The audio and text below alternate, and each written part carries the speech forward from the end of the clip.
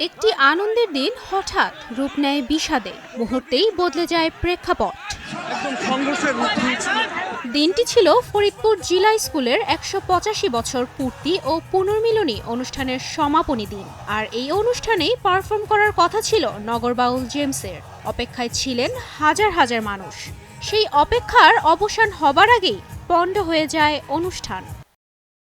অনুষ্ঠানটির উপস্থাপনায় ছিলেন শ্রাবণ্য তৌহিদা।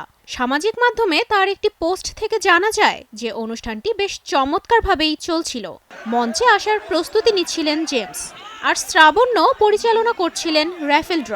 ঠিক তখনই তার সামনে এসে পড়ে একটি বড় ইট, যা মুহূর্তের মধ্যে সব বদলে দেয়। আশা আর ভালোবাসা নিয়ে আগত দর্শকের চোখে মুখে তখন শুধু আতঙ্কের ছাপ।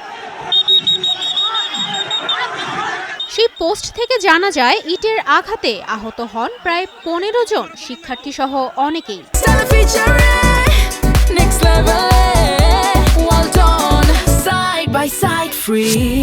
আর প্রায় ১৫,০০০ মানুষের ভিড় সামলাতে হিমশিম খাচ্ছিল আয়োজকরা। পরবর্তীতে নিরাপত্তার স্বার্থে বাধ্য হয়ে অনুষ্ঠানটি পণ্ড ঘোষণা করা হয়। এই বিশৃঙ্খলার কারণ হিসেবে আয়োজক কমিটি জানান, অনুষ্ঠানটি ছিল শুধুমাত্র নিবন্ধিত প্রাক্তন ও বর্তমান ছাত্রদের জন্য। তবে জেমসের কনসার্টের খবর পেয়ে সেখানে উপস্থিত হয় অনিবন্ধিত দর্শকরাও। ভেতরে ঢুকতে তাদের বাধা দেয়া হলে তাতেই ঘটে বিপত্তি। তখন স্কুল প্রাঙ্গণ ও মঞ্চ লক্ষ্য করে ইট পাটকেল ছোঁড়া শুরু করেন তারা। এমন ঘটনার পর জেমসকে ঘিরে নানা গুজব ছড়িয়ে পড়ে সামাজিক যোগাযোগ মাধ্যমে।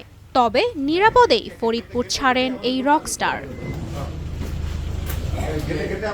তুবাইশি বুশরা, স্টার নিউজ।